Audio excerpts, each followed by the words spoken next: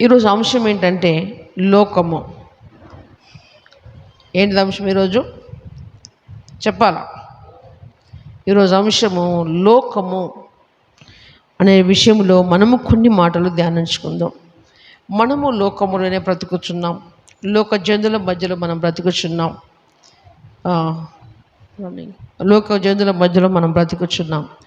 మరి లోకముల గురించి దేవుడు మనతో ఏం చెప్తున్నాడు, లోక విషయంలో మనం ఎలాగ నడుచుకోవాలి, ఎలాగ ముందుకు సాగాలి అని దేవుడు మనతో కూడా చెప్తున్నాడు.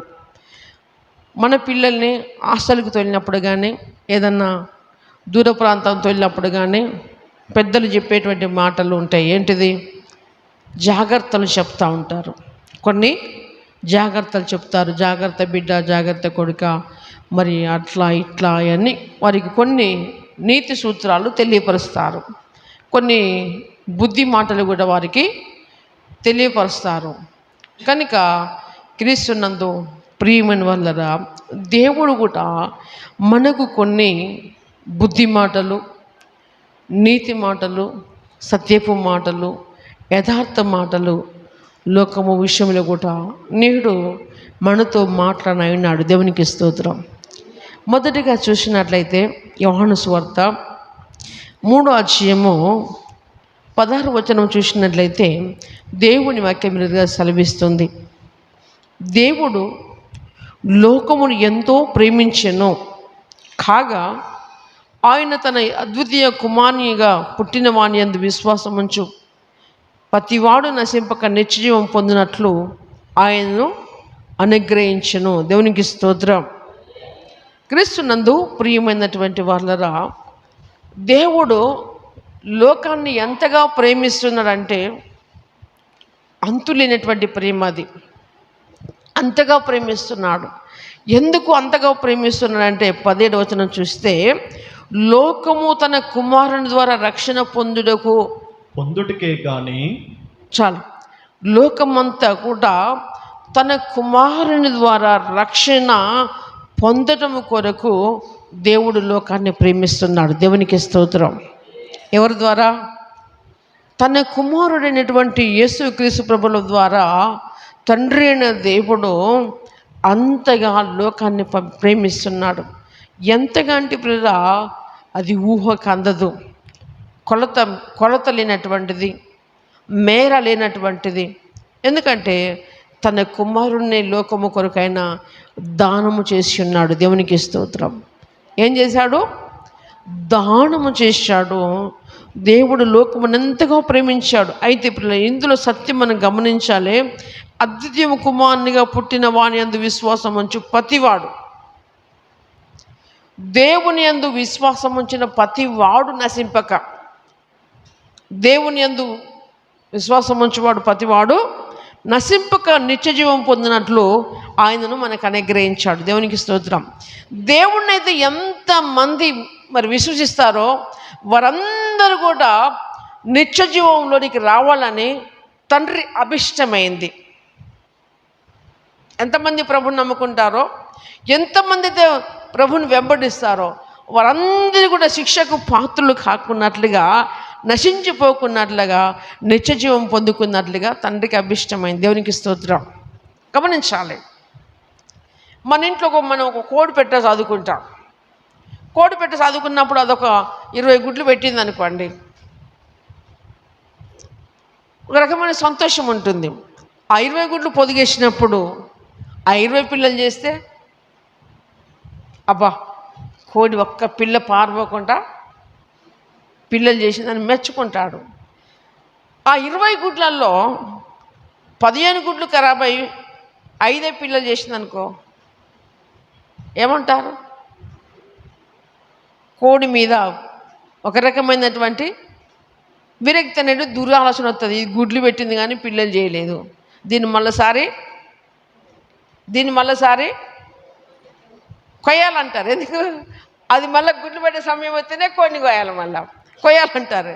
కాబట్టి క్రీస్తునందు ప్రియులరా, దేవుని కోరిక, దేవుని చిత్తము, దేవుని అభిప్రాయం ఏంటంటే ఆయన కుమారుని యందు విశ్వాసం ఉంచు ప్రతివాడు నశించిపోకుండా నిత్య జీవంలోనికి రావాలని తండ్రి ఎదురు చూస్తున్నాడు. దేవునికి స్తోత్రం. ఎక్కడి నుంచి ఎదురు చూస్తున్నాడు? సింహాసనశీనుడైన వాడు ఎదురు చూస్తున్నాడు. భూలోకములోని తన భక్తుల కొరకు ఎదురు చూస్తున్నాడు. నా బిడ్డలందరూ నా కుమారుని ద్వారా రక్షింపబడినట్లుగా ఉన్నట్లుగా ఆయన ఎదురు చూస్తున్నాడు. దేవునికి స్తోత్రం. కీర్తన గ్రంథం 33వ అధ్యాయము 8వ వచనమును చూస్తే దేవుని వాక్యం మీరుగా సెలవిస్తుంది. కీర్తన గ్రంథము 33వ అధ్యాయము 8వ వచనమును చూస్తే దేవుని వాక్యం మీరుగా సెలవిస్తుంది. లోకులందరూ యెహోవా యందు భయభక్తులు నిలుపవలెను. లోకులందరూ యెహోవా యందు భయభక్తులు నిలుపవలెను. భూలోక నివాసులందరూ ఆయనకు వెరవవలెను. దేవునికి స్తోత్రం.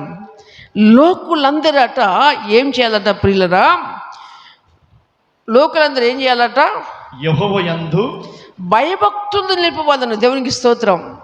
ఎందుకు లోకులందరూ ఆయనకు భయభక్తి నిలపాలంటే, లోకులందరూ ఎందుకు ఆయన యందు భయభక్తులకు నిలవాలంటే, ఫస్ట్ ఆఫ్ ఆల్గా ఆయన సృష్టికర్త. దేవునికి స్తోత్రం.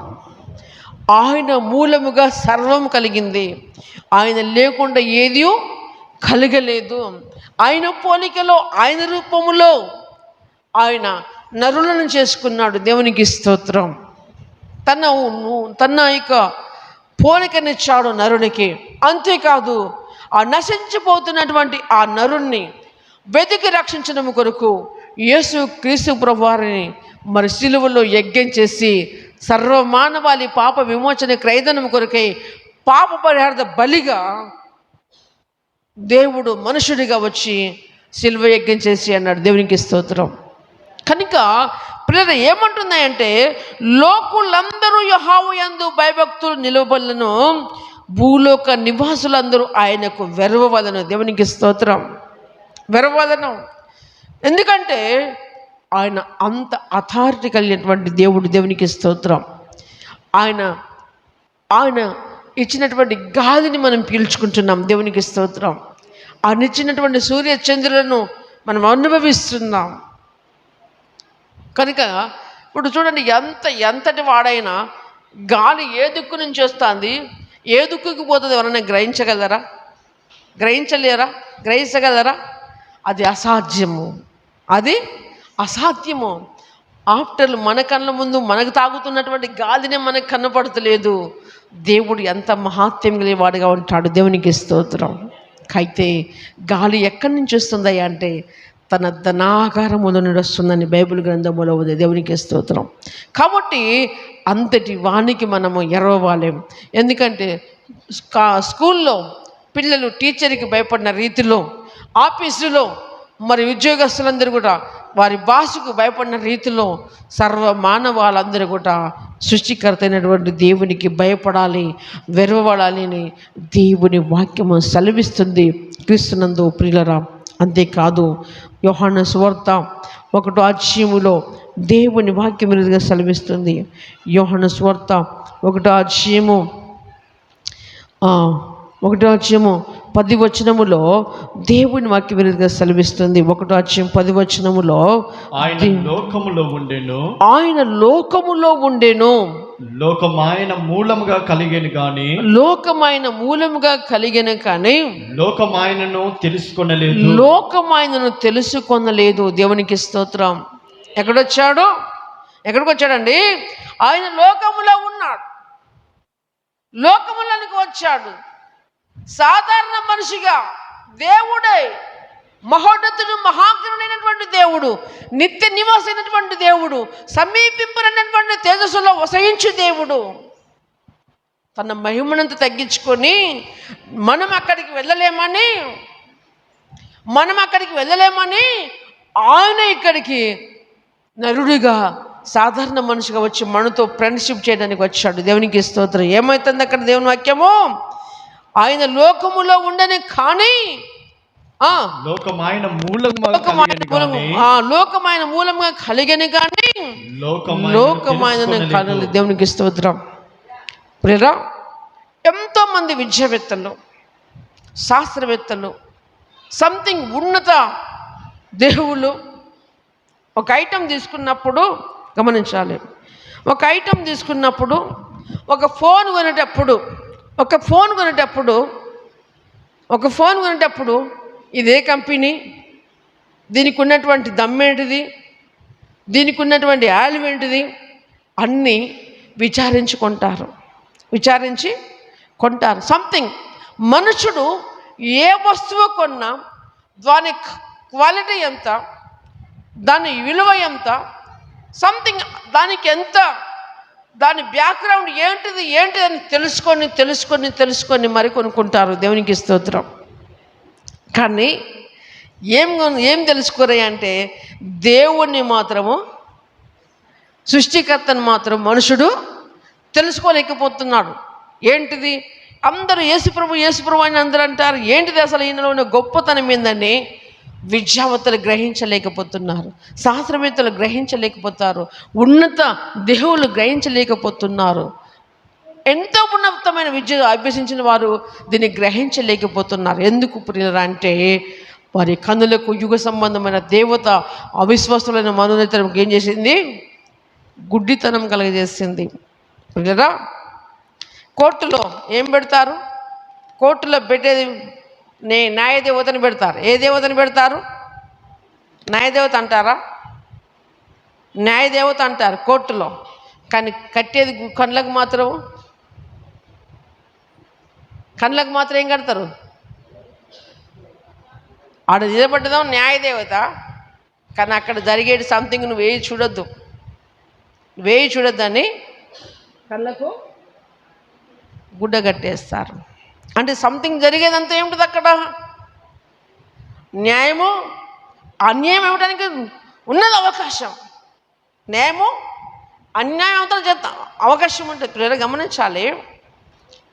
ఒక ముద్ద అయిపోయిందనుకో, అంతమే నిజమే చెప్పాలని అన్ని గ్రంథాల మీద ప్రమాణం చేయిస్తారు. కానీ చేతులు మారినాయి అనుకో, ముద్దయ్య అనేవాడు నేరస్తవాడు ఎన్ని గ్రంథాల మీద చేతులు పెట్టినా మాత్రము ఈయన పెట్టేది మాత్రం ఈ గ్రంథం మీదనే. ఏ గ్రంథం మీద? మనీ గ్రంథం మీదనే పెడతాడు ఆయన.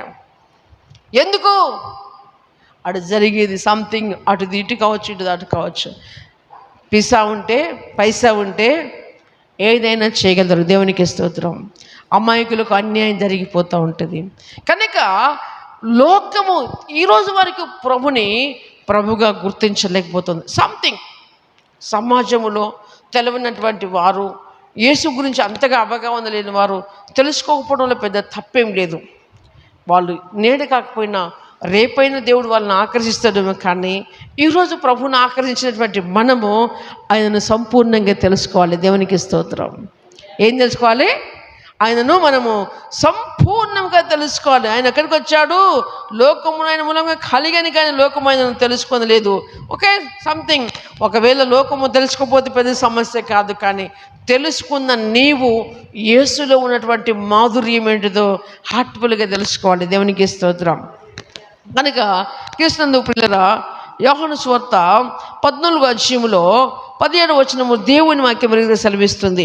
యోహాను సువార్త 14వ అధ్యాయము 17వ వచనము దేవుని వాక్యం రీతిగా సెలవిస్తుంది. లోకము ఆయనను చూడదు, ఆయనను ఎరుగదు గనక ఆయనను పొందనేరదు. ఇది నిజమే. లోకం ఆయనను ఏం చేయలేదు? చూడలేదు, ఆయనను ఎరగలేదు, ఆయనను పొందనేరదు. మీరు ఆయన ఎరుగుదురు, ఆయన మీతో కూడా నివసించును, మీలో ఉండును. దేవునికి స్తోత్రం. ప్రభు అంటున్నాడు, లోకాన్ని పక్కకు పెట్టండి. లోకాన్ని ఏమంటున్నాడు? లోకం ఆయనను చూడదు, ఆయనను ఎరగదు, ఆయనను పొందనేరదు, కానీ మీరు మాత్రం ఆయనను ఎరుగుదురు. ఆయనను ఎరుగుదురు. ఎందుకు అంటే ఎరిగినటువంటి నీవు, తెలుసుకున్నటువంటి నీవు నశించిపోయే స్థితిలో నీకు వెళ్ళక నిత్య జీవంలో నీకు రావాలని తండ్రి కోరిక అయినది. దేవునికి స్తోత్రం. తండ్రి అభిష్టమైనది. దేవునికి స్తోత్రం. క్రీస్తునందు ప్రియమైనటువంటి వాళ్ళరా, మనమందరం కూడా ఆయనను ఎరిగి ఉన్న వారం కనుక మనము మన దేహాలతో దేవుని గణపరిచే వారంగా ఉండాలి. దేవునికి స్తోత్రం. రోమీయులకు రాసిన పత్రిక 12:2 దేవుని వాక్యం విధంగా సెలవిస్తుంది. రోమీయులకు రాసిన పత్రిక 12:2లో దేవుని వాక్యం ఇదిగా సెలవిస్తుంది, మీరు ఈ లోక మర్యాదను అనుసరింపక మీరు ఈ లోక మర్యాదను అనుసరింపక ఉత్తమమును అనుకూలమును సంపూర్ణమునై ఉన్నాం దేవుని చిత్తమేదో పరీక్షించి తెలుసుకున్నట్లు మీ మనసు మారి నూతన మగుట వలన రూపాంతరం పొందిరి. దేవునికి స్తోత్రం. ప్రియులరా, దేవునికి సెలవిస్తుంది, మీరు ఈ లోక మర్యాద అనుసరించక, ఈ లోకములో ఎన్నో రకమైన మర్యాదలు ఉన్నాయి. ఎసార్నో ఎన్నో రకమైన మర్యాదలు ఉన్నాయి. ఒక ఆయన చుట్టముగా పోతాడు. చుట్టముగా వాడికి పోయినప్పుడు వారికి చేసే మర్యాద చేయకపోతే, వారికి పెట్టుబడి పెట్టబడకపోతే, నేను వాళ్ళ ఇంటికి పోతే నన్ను ఏం మర్యాద చేసిర్రు అని కదా, ఏం మర్యాద చేసిర్రు అంటారు. సంథింగ్ ప్రతి కుటుంబంలో ఇది సహజంగా మనం అందరికి గ్రహించినటువంటి సత్యమే. కొంతమంది ఉంటారు స్నేహితులు, ఇక నేను నీకు మర్యాద చేస్తే నువ్వు రేపు నాకు మర్యాద చేయాలి. ఎన్నో రకముల మర్యాదలు భూమి మీద ఉన్నాయి లోకములో. అయితే ప్రభు మనతో చెప్తున్నటువంటి మాట ఏంటయ్యా అంటే, మీరు ఈ లోక మర్యాదను ఏం చేయదట, అనుసరించొద్దు. దేవునికి స్తోత్రం. గమనించండి, దేవుని పిల్లలముగా, దేవుని బిడ్డలముగా, పరిశుద్ధులముగా, మరి మన పిల్లల వివాహం జరిగేటప్పుడు గమనించండి, బంధువులు వస్తారు. ఆ ఎన్నో బంధువులు తీసుకుని వస్తాడు. కానీ జరుగుతున్నటువంటి ఆ కార్యక్రమాలను చూసినప్పుడు సేవకునిగా ఆ బాధను చూస్తే తట్టుకోనటువంటి బాధ. ఇప్పుడు దేవుడు కావాలా, బంధువు కావాలా అంటే అంటారు కదా, భక్తులు అందరూ అంటారు కదా, దేవుడు కావాలి, బంధువు కూడా కావాలి అంటే, ఆ చూసినప్పుడు ఆ కార్యక్రమంలో దేవుణ్ణి బిడ్డల మనం చెప్పుతూ కూడా ఆ యొక్క పెళ్ళిళ్ళలో, ఆ ఎంగేజ్మెంట్లలో ఏమైనటువంటిది పారుతూ ఉంటుంది. అయితే ప్రభు అంటాడు, ఈ లోక మర్యాదను ఏం చేయొద్దు, అనుసరించొద్దు. ప్రభు అంటాడు, అవిశ్వాసితో విశ్వాసికి పాలెక్కడిది. మంచి భక్తి పనులు వాళ్ళ ఉన్నప్పుడు, మంచి భక్తి పనులు మనమైనప్పుడు ఓన్లీ థమ్స్ అప్ స్ప్రైట్తో కథ ముగుస్తుంది. సింపుల్గా స్వీట్గా ఒక 500-600 ఒక 1000 రూపాయలతో ఖతం అయిపోతుంది ప్రోగ్రామ్ అంతా. ఏంటిది, డ్రింకింగ్ విషయంలో. కానీ అదే విషయంలో అయితే ఒక 4-5 వేలు, ఒక 10,000 కూడా అయిపోయేటోళ్ళు ఉంటారు. అయితే ప్రభు అంటున్నాడు, దేవుని బిడ్డలమ్మగా ఈ లోక మర్యాదను అనుసరించొద్దు. దేవునికి స్తోత్రం. ఈ లోక మర్యాదను అనుసరించొద్దు. అసలు ఏం అనుసరించాలి మరి నువ్వు అంటే, ఉత్తమమును అనుకూలమును సంపూర్ణమైన దేవుని చిత్తం ఏదో పరీక్షించి తెలుసుకోవాలి. దేవునికి స్తోత్రం. దేవుని చిత్తము పరీక్షించాలి. ఒకసారి గమనించండి, మనము దేవుని దగ్గర ఏదన్నా చేయాలనుకున్నప్పుడు అన్నిటి విషయంలో ప్రార్థన చేస్తాం. అయ్యా, నేను ఈ కార్యం చేయాలనుకుంటున్నాను, ఇది చేయాలా వద్దా అంటాం. ఆయా సందర్భంలో కొందరికి సమాధానం వస్తుంది, కొందరికి సమాధానము రాదు. దేవునికి స్తోత్రం. సరే, సంథింగ్ పెట్టేస్తూ ఉంటాం. కానీ కొన్ని దేవునికి అయిష్టమి కానప్పుడు దేవుని అసలు ప్రార్థన చేయము. దేవునికి స్తోత్రం. దేవునికి అసలే మనము ప్రార్థన చేయము, డైరెక్ట్ దూసుకొనే పోతాం. కనుక ప్రభు అంటున్నాడు ఏంటిదంటే, సమస్తమును పరీక్షించి, ఇది సమస్తమును పరీక్షించి ఏం చేయాలట, మేలైన దాన్ని చేపట్టాలి. దేవునికి స్తోత్రం. ఇక్కడ దేవుని చిత్తం మీద పరీక్షించి తెలుసుకున్నట్లు మీ మనసు మారి నూతన మగుట వలన రూపాంతరం పొందాలి. దేవునికి స్తోత్రం. రూపాంతరంలోనికి మనం రావాలి. ఎలాగ రావాలండి? రూపాంతరంలోనికి రావాలి. ప్రియరా, పాములను మనం అందరికి తెలిసిన వాళ్ళమే. పాము కూసమెడుతుంది ఏడవదా? పాము కూసబెడుతుంది ఏడవదా? ఎవరు చెప్పరేంటి? అమెరికా ఏంది ఢిల్లా మనది, తెలుగు వాళ్ళం మనం. హల్లెలూయా. పాముల గురించి అన్నీ తెలిసిన వాళ్ళం. పాము కూసముతో ఉన్నప్పుడు చూడండి, పాము కూసం విడిచినాక చూడండి ఎంత షార్ప్గా మారిపోతుందో. అలాగనే మనుషునికి కూడా ఇహలోకములో ఎన్నో కూసాలు అంటుకుంటూ ఉంటాయి. ఎన్నో రకమైనటువంటి కూసాలు మనుషుడికి ఈ లోకంలో అంటుకో ఉంటాయి. అయితే మనం ఏనాటిది ఆనాడే, ఎప్పుడుది అప్పుడుదే మనము ఆ కూసం విడుస్తూ ఉండాలి, షార్ప్గా మారుతూ ఉండాలి. దేవునికి స్తోత్రం. అయితే పాముకు మాత్రం మళ్ళా కూసం వస్తుంది, మళ్ళా సంవత్సరానికి మార్చవలసింది అది. కానీ ప్రియ దేవుని బిడ్డలారా, దేవుని బిడ్డలంగా మనము ఏ రోజు ఆ రోజే కడుక్కోవాలి. దేవునికి స్తోత్రం. ఏ రోజు ఆ రోజే కడుక్కోవాలి. ఏ రోజు నాటి స్థానం ఆ రోజు నువ్వు ఎలాగ చేస్తావో, ఏ రోజు పాపం ఆ రోజే, ఏ రోజు అంటే నా మాలిన్యం ఆ రోజే కడుక్కోవడానికి నువ్వు ఇష్టపడినట్లయితే సాయంకాల వేళలో ఆయన సన్నిధిలో మోకరిస్తావు. దేవునికి స్తోత్రం. ఆయన సన్నిధిలో మోకరించి, దేవా ఈ దినములో మరి నా జీవితంలో జరిగినటువంటి ఏదైనా పాపశాపం ఉన్నట్లయితే తండ్రి ఈ రాత్రే నన్ను పవిత్రపరచము, ఈ రాత్రి నన్ను శుద్ధి చేయము, ఈ రాత్రి నన్ను నీ చిత్తంగా మార్చు. రేపటి దినములో లేస్తానో లేవదో. దేవునికి స్తోత్రం. నేనైతే ఒకటే ప్రార్థన చేస్తాను పడుకునే ముందు, దేవా ఈ దినమంతా కాచి కాపాడావు, ఈరోజు ఏమైనా నేను తప్పులు చేస్తే నన్ను క్షమించమని చెప్తాను.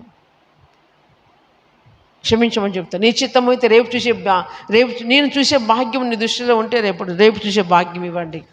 లేకపోతే ఈ రాత్రి నా తప్పుదాన్ని క్షమించి నీ రాజ్యములు చేర్చుకోమని చెప్తాను. దేవునికి స్తోత్రం. హల్లెలూయా. ఎందుకంటే పన్నోడు కిందనో పైన సామెత ఉత్తగా లేదు. అది పన్నోడు కిందనో పైన సామెత ఉత్తగా లేదు. అది ఇప్పుడు జరుగుతుంది. ఆ సామెత ఎప్పుడో పుట్టింది, కానీ ఆ సామెతలు ఇప్పుడు జరుగుతున్నాయి.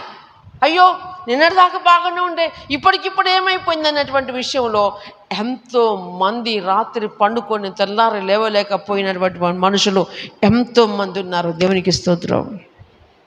కానీ క్రీస్తునందు పిల్లలు ఏ రోజు ఆ రోజు మనం శుభ్రపరచుకున్నట్లయితే, ఏ రోజు ఆ రోజు మనం పవిత్రపరచుకున్నట్లయితే దేవుని కనికరం మన మీద ఉన్నప్పుడు అతడు ఆయన రాజ్యములో చేర్చుకుంటాడు. దేవునికి స్తోత్రం. కనుక ఈ లోక మర్యాదను అనుసరించక ఉత్తమమును అనుకూలమును సంపూర్ణమైన దేవుని చిత్తం మీద పరీక్షించి తెలుసుకోమంటున్నాడు. దేవునికి స్తోత్రం. యాకోబు రాసిన పత్రికలో చూస్తున్నట్లయితే, యాకోబు పత్రిక 4వ వచనములో చూస్తే దేవుని వాక్యం ఈ రీతిగా సెలవిస్తుంది. యాకోబు పత్రిక 4:4 చూస్తే దేవుని వాక్యం ఈ రీతిగా సెలవిస్తుంది. బైబిల్లో తెరవండి, కొంచెం బైబిల్లో అందరూ తెలిస్తే బాగుంటుంది. అయితే ముందున్నటువంటి మాట చాలా కఠోరంగా ఉంది. ముందున్న మాట చాలా కఠోరంగా ఉంది. ఎందుకంటే దేవుని వాక్యం ఎంత అదిగా మాట్లాడుతున్నదంటే అంత అదిగా మాట్లాడుతున్నది. నిజమే, వాస్తవమే. దేవుని వాక్కులో తప్పేం లేదు, మన భక్తిలోనే తప్పు ఉంటుంది. ఏమంటుందయ్యా అంటే, ఎందుకంటే మాట తప్పుతున్న వారంగా దేవుని చిత్తము నెరవేర్చిన వారంగా ఉన్నప్పుడు ఆయన చాలా విధిగా యాకోబు భక్తుడు ఎంత రీతిగా రాశాడంటే చూడండి. 4వ అధ్యాయంలో 4వ అధ్యాయం 4వ వచనం చూడండి. ఏంటిదట? వ్యభిచారులారా, ఈ లోక స్నేహము దేవునితో వైరమని మీరు ఎరగరా? కాబట్టి ఎవడు ఈ లోకముతో స్నేహము చేయగూరునో వాడు దేవునికి శత్రువగును. సరే, ఆ ముందు వాడు పక్కకు పెట్టేసినాం అనుకో. ఈ లోక స్నేహము దేవునికి ఏంటిదట? దేవునితో ఏంటిదట? వైరవం. ఎవరైతే ఈ లోకముతో స్నేహము చేయగోరుతాడో వారేంటి? దేవునికి ఏమవుతారట? శత్రువు అవుతాడట. ఇప్పుడు ఆయన మన పట్ల శత్రువు అయినప్పుడు మనం ఎన్ని భక్తులు చేసినా, ఎన్ని ప్రార్థనలు చేసినా, ఎన్ని ఆచరణలు చేసినా, ఎన్ని దాన ధర్మాలు చేసినా, ఎన్ని కట్న కానుకలు ఇచ్చినా, సంథింగ్ ఏం చేసినా మరి దేవుని ఆజ్ఞ మీరకూడదు. దేవునికి స్తోత్రం. పరిసయ్యులు సద్దుకయ్యులు దశమ భాగం ఇస్తారట. ఏమిస్తారట? దశమ భాగం ఇచ్చేవారట. ఒకసారి ప్రభు వారిని చూసి అంటున్నాడు, మీరు సోదాపులోను పూదిందులోను మీరు దశమ భాగం ఇస్తారు, కానీ ఏం మర్చిపోతారు? దేవుని ఆజ్ఞను మర్చిపోతారు. మీరు దేవుని ఆజ్ఞను మర్చిపోతున్నారు. మీరు అవి మానక దేవుని వాక్యాన్ని వెంబడించాలి. దేవునికి స్తోత్రం. దేవుని ఆజ్ఞను మనం వెంబడించాలి. కొంతమంది అనుకుంటారు, నేను ఇంత సహాయం చేస్తున్నా టెంపుల్కి, ఇంతమంది నేను ఇస్తున్నాను, అసలు నేను లేకపోతే ఈ టెంపుల్ నడదని కొంతమంది అనుకుంటుంటారు. కానీ దేవుడు అనేది తెలుసా? దేవుడు అనేది ఏం తెలుసా? నువ్వు ఆజ్ఞలను మర్చిపోతున్నావు. నువ్వు ఆజ్ఞలను మర్చిపోతున్నావు. సమయం వచ్చింది కాబట్టి చూపెట్టడానికి ట్రై చేస్తాను. దేవునికి స్తోత్రం. మత్తయి సువార్తలో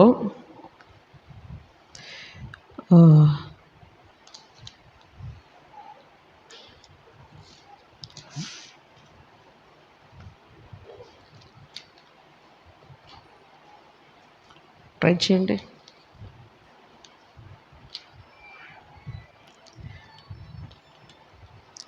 మత్తయి సువార్తలో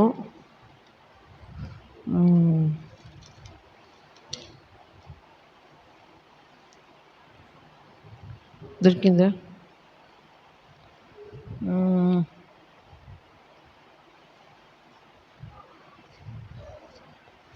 క్రీస్తునందు ప్రియమైనటువంటి వాళ్ళరు, ఎందుకంటే వారు చేసినటువంటి పని విషయంలో వారు ఏం చేశారట? ఆజ్ఞను మర్చిపోయి వారు ఎలా దశమ భాగం ఎత్తారట? పుదీనాలోను సోపులోను వారు దశమ భాగం ఇస్తారట. కానీ దేవుని ఆజ్ఞలు మాత్రము విడిచిపెడతారని దేవుని వాక్యం సెలవిస్తుంది.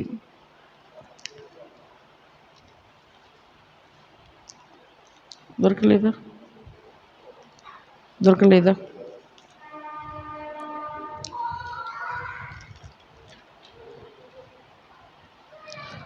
క్రీస్తునందు ప్రియమైన వాళ్ళరా, దేవుని వాక్యం ఈ రీతిగా సెలవిస్తుంది. క్రీస్తునందు ప్రియమైన వాళ్ళరా, మరి ఇది కొత్త బైబిల్ కాబట్టి ఇందులో రెఫరెన్స్ అంతగా అందవు.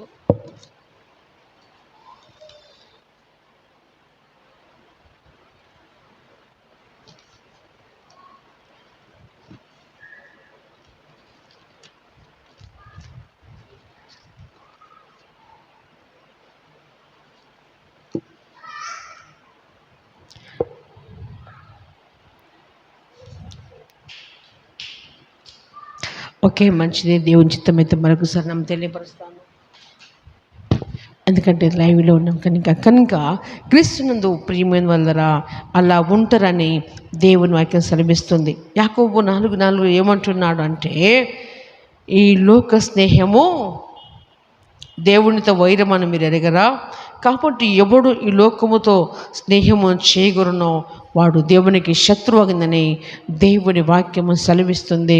క్రీస్తునందు ప్రియమైన వాళ్ళరా, అంతేకాదు చూడండి, ఆ మొదటి కొరింథీ 7:31 దేవుని వాక్యం సెలవిస్తుంది. మొదటి కొరింథీ 7:31 దేవుని వాక్యం సెలవిస్తుంది. ఏం సెలవిస్తుంది? ఈ లోకము అనుభవించువారు అమితముగా అనుభవింపనట్టును. ఈ లోకమును ఎవరైతే అనుభవిస్తున్నారో అమితముగా నట్టుగా ఉండవలను. ఏలయనగా ఈ లోకపు నటన గతించుచున్నది. దేవునికి స్తోత్రం. బ్రదరా, ఈ లోకపు నటన గతించుచున్నది. మనుషుడు ఈ భూమి మీద కొంతకాలం మాత్రమే ఉండటానికి వచ్చాడు, స్థిరకాలం ఉండటానికి రాలేదు. ఎప్పటికీ ఉండటానికి మనుషుడు రాలేదు, కొంతకాలమే. ఆ కొంతకాలములోనే తిరిగి నువ్వు వెళ్ళనైనటువంటి దేశమును, నువ్వు వెళ్ళనైనటువంటి ప్రాంతమును మనము గుర్తు పెట్టుకోవాలి. దేవునికి స్తోత్రం. హల్లెలూయా. మనం గుర్తుపెట్టుకోవాలి. ఎందుకంటే మన పౌరస్థితి ఎక్కడ ఉందయ్యా అంటే మన పౌరస్థితి పరలోకములో ఉంది. దేవునికి స్తోత్రం. ఇప్పుడు మనం చెప్తాం, పిల్లల్ని అడిగినప్పుడు నువ్వు ఏ దేశ పౌరులు అంటే ఏమంటాం? మేము భారతదేశ పౌరులం అంటాం. దేవునికి స్తోత్రం. భారతదేశ పౌరులం. అయితే సంథింగ్ మనం ఏ దేశ పౌరులుగా ఉన్నా కానీ ప్రభు నమ్ముకున్నటువంటి వారు పరలోక పౌరులుగా ఉండాలి. దేవునికి స్తోత్రం. ప్రభు నమ్ముకున్నటువంటి బిడ్డలకు పరలోకములో ఈసా ఉండాలి. పరలోకముకు ఏముండాలి? ఈసా ఉండాలి. ఇండియా దేశం నుండి వేరే దేశానికి వెళ్ళాలంటే ఏముండాలి? ఏముండాలండి? ఈసా ఉండాలి. ఆ ఈసోలో ఏముంటుందట? నీ బయోడేటా మొత్తం ఉంటుంది ఆ ఈసోలో. నువ్వు ఎందుకు పోతావు బయట దేశానికి, దేని విషయంలో పోతానో అని ఆ వీసాలో నీ డేటా మొత్తం ఉంటుంది. వీసా లేకపోతే వేరే దేశానికి నేను రానియరు ప్రియులరా. మరి క్రీస్తునందు ప్రియురా, దేవుని బిడ్డగా ఈ భూలోకములో ఉన్నప్పుడే నీ పౌరస్థితి పరలోకమందు సంపాదించుకోకపోతే పరలోకానికి మాత్రం మనల్ని ఎవరు రానిస్తారండి? దేవునికి స్తోత్రం. పక్క దేశపోడే రానియడు ఒక దేశపోడిని. ఈసా లేకపోతే, రూల్ ప్రకారం రాకపోతే, మరి దేవుని బిడ్డలముగా క్రమముగా పోకపోతే, దేవుడు చెప్పిన ఆజ్ఞల మేరకై మనం అనుసరించి నడవకపోతే మనకు పరలోకం మాత్రం ఎవరిస్తారండి? ఎవరిస్తారు? ఎవరివ్వరు. అది మనం ఇక్కడ ఉండమని సంపాదించుకోవాలి. ఈ దీపం ఉండగానే ఇల్లు చక్కబెట్టుకొని వెళ్ళాలి. అప్పుడు మాత్రమే మన పరలోకములో చోటు ఉంటుంది. క్రీస్తునందు ప్రియులారా, ఏమంటుంది దేవుని వాక్యం అంటే? ఏమంటుంది కొరింథీ 31:1లో? లోకము అనుభవించిన వారు, ఈ లోకం అనుభవించిన వారు, మనం లోకములో ఉండకపోతే తప్పదు. ఈ లోకమును అనుభవించేవారు అమితముగా అనుభవింపనట్టుగా ఉండాలి. తేలుతూ మునుగుతున్నట్టుగా ఉండాలి. మునిగిపోయి ఉండొద్దు. అల్లో లోకములో మనము మునిగిపోకూడదు. ఏమంటున్నాడు ప్రభు అయితే? ఏలయనగా ఈ లోకపు నటన గతించుచున్నది. క్రైస్తవుడా లెమ్ము, పరిశుద్ధునిగా మారుము, నీతిమంతునిగా మారుము, సత్యవంతుడిగా మారుము. కేవలము క్రైస్తవుడని బోర్డు తలిగించుకుంటే సరిపోదు. క్రైస్తవుడని మేము దేవుని బిడ్డలమని అందరు చెప్పుకుంటే సరిపోదు. దేవునికి స్తోత్రం. నాది బిజినెస్ ఎంచుకుంటా మనం బోర్డు పెట్టుకుంటే సరిపోదు. క్రైస్తవ బిడ్డలముగా, దేవుని బిడ్డలముగా, సంపూర్ణముగా ఆయనకు ఎరుకైన వారముగా ఉండాలి. సద్భక్తి యందు మనము శ్రద్ధ కలిగి ముందుకు నడుచుకోవాలి. దేవునికి స్తోత్రం. అంతేకాదు, చూడండి ఇంకో మాట చూసినట్లయితే ప్రియురా, ఏముంటుంది? 1 యోహాను పత్రిక 2వ అధ్యాయం. 1 యోహాను పత్రిక 2వ అధ్యాయము. 2వ అధ్యాయములో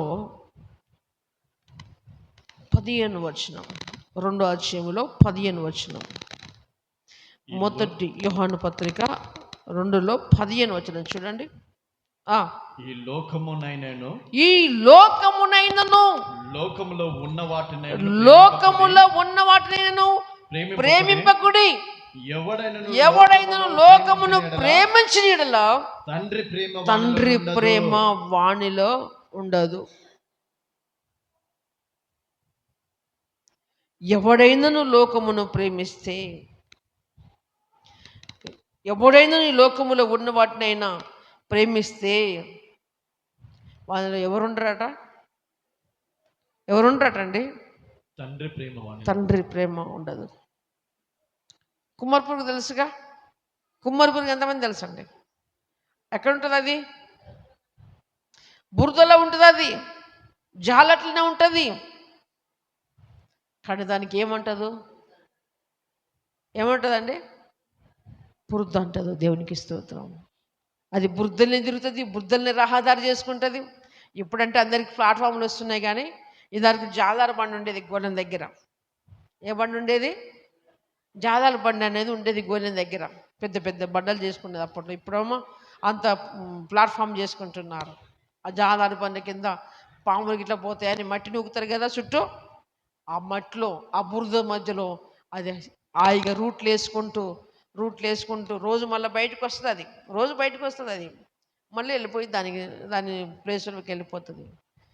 వస్తుందా బయటికి? వస్తుందా? దాన్ని చేయలేబట్టాలి. ఎప్పుడు చూశారు మీరు? ఎప్పుడు చూస్తారు మీరు? ఎప్పుడు కనపడుతుంది? పొద్దున్న కాదు, సాయంత్రం లైట్ బుగ్గలు కడుకొస్తాయి. ఎక్కడికి వస్తాయి? సాయంత్రము లైట్ బుగ్గలు కడుకొస్తాయి. ఎందుకు? పురుగులు పడతాయి కాబట్టి ఆ ఏరుకొని తినడానికి బయటకు వచ్చేస్తాయి, వెళ్ళిపోతాయి. క్రీస్తునందు ప్రియమైన వాళ్ళ దేవుడు అంటున్నాడు, ఈ లోకమునందును లోకములో ఉన్నవాటి నేను ప్రేమింపకుడి, ఎవడైనా లోకమును ప్రేమించిన తండ్రి ప్రేమ అతనిలో ఉండదని దేవుని వాక్యం సెలవిస్తుంది. మరి దేన్ని ప్రేమించాలి అంటే 17వ వచనం చూడండి. దేన్ని ప్రేమించాలంటే చూడండి 17వ వచనములో, లోకమును తన ఆశ గతించిపోతుంది.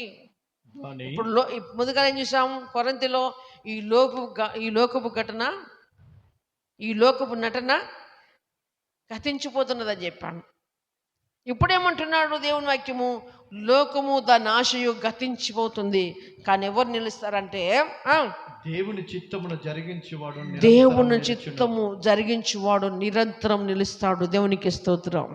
నిరంతరం అంటే అయ్యో చచ్చిపోకుండా బతామా? అను చచ్చిపోవాల్సిందే. కానీ ఇక్కడ జీవమును కలిగి ఉంటాము, అక్కడికి వెళ్ళినాక నిత్య జీవములో నిరంతరము ఎలా ఉంటాం తెలుసా? జ్యోతుల వలె. దేవునికి స్తోత్రం. జ్యోతుల వలె ఉంటాం.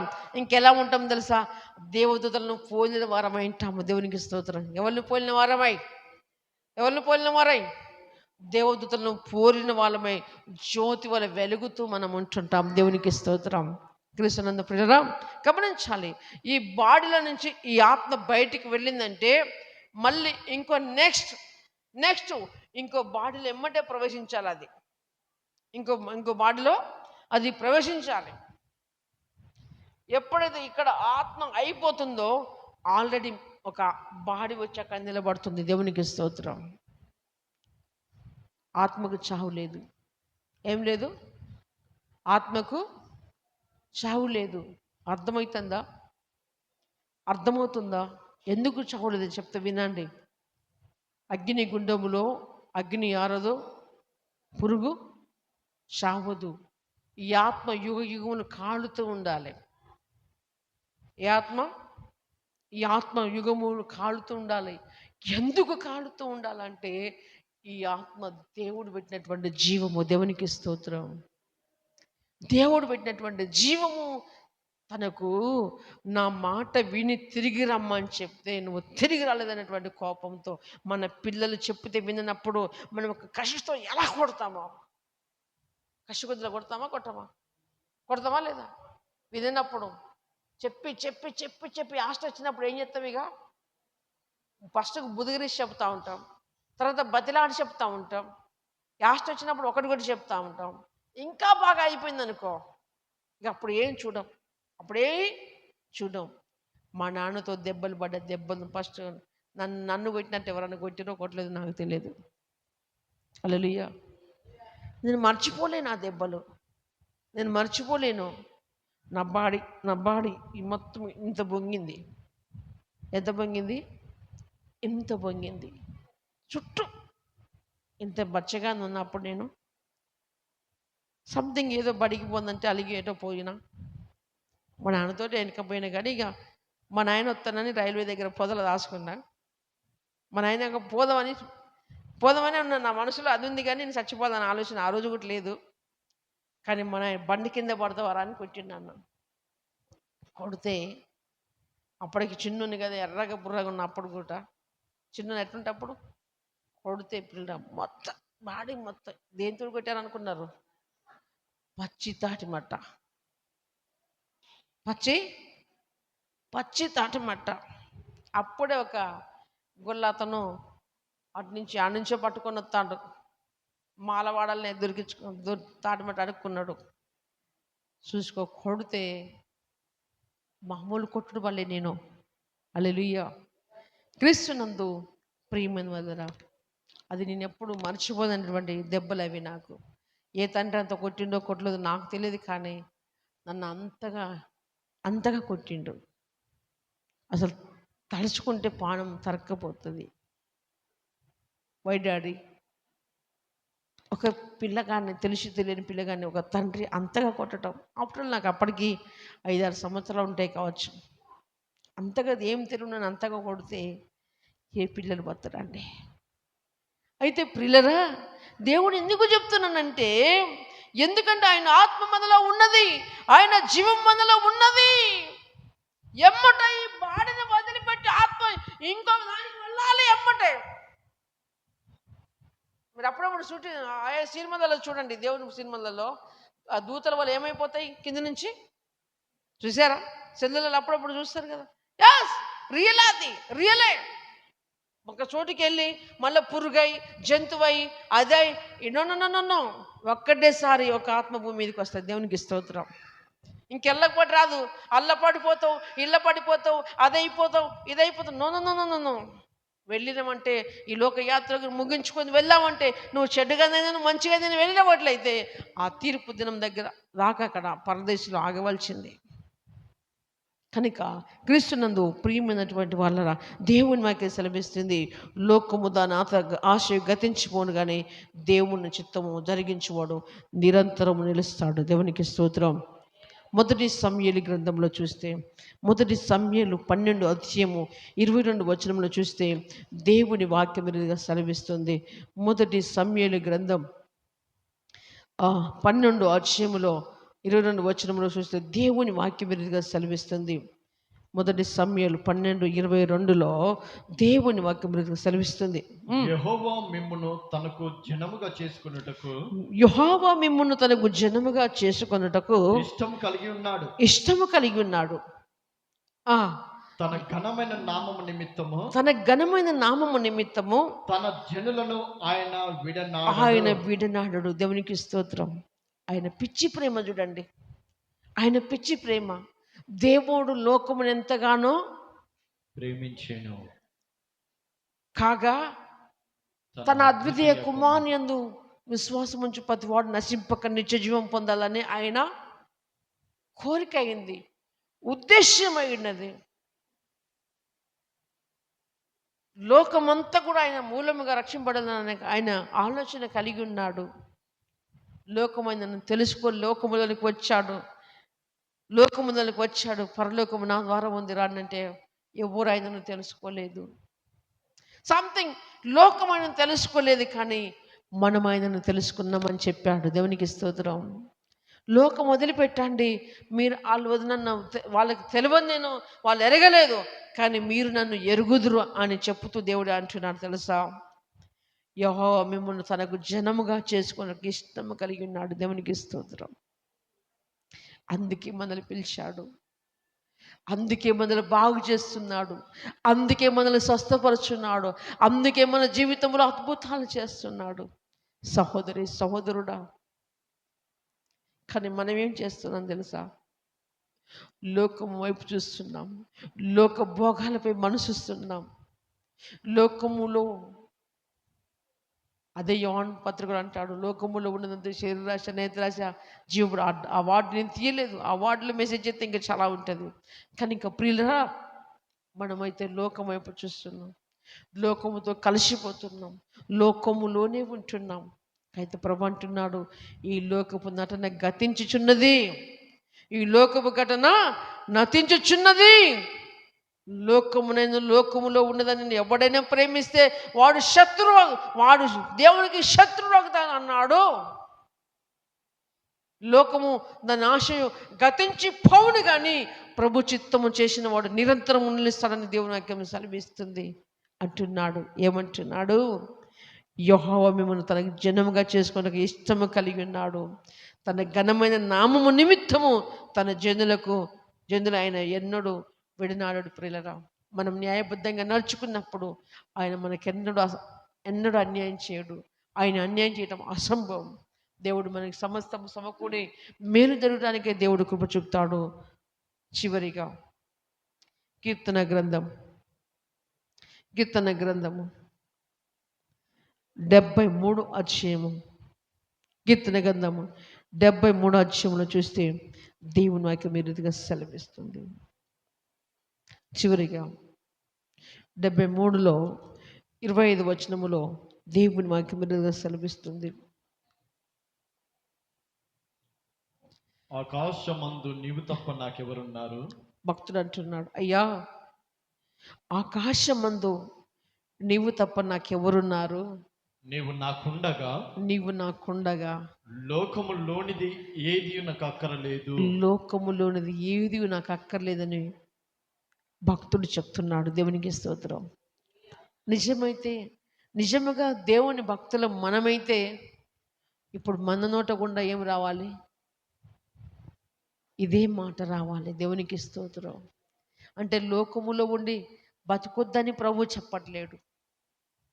లోక యాత్రను ముగించుకొని రాండి అని చెప్పాడు. లోకములో కొంతకాలం ఉంచి రాండి అని చెప్పాడు. లోకములో ఉన్నదంతా మరి చూసి రాండి అని చెప్పాడు. కానీ తిరిగి వెళ్ళేసరికి లోకమే మనకు సర్వస్వం కాకూడదు.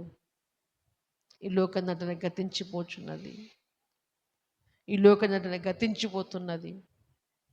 ఈ లోకాన్ని పట్టుకొని నాకు ఇదే కావాలంటే ప్రభు అంటాడు, నీకు అదే ఉన్నది. ఏదున్నది? నరకం మన కొరకు సిద్ధముగా ఉంది. క్రీస్తునందు ప్రియుల దేవుడు భక్తుడు అంటున్నాడు, అయ్యా ఏమంటున్నాడు? ఆకాశమందు నువ్వు తప్ప నాకు ఎవరున్నారు? నో.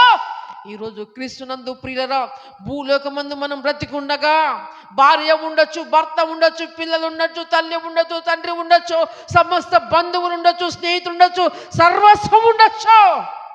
ఈ లోకమును విడిచిన తర్వాతకి ఎవరు దిక్కులేరు. ఆయన ఒక్కడు మాత్రమే. దేవునికి స్తోత్రం. ఆయన ఒక్కడు మాత్రమే దిక్కు. ఆకాశమందు ఆయన తప్ప ఎవరు లేరుగా.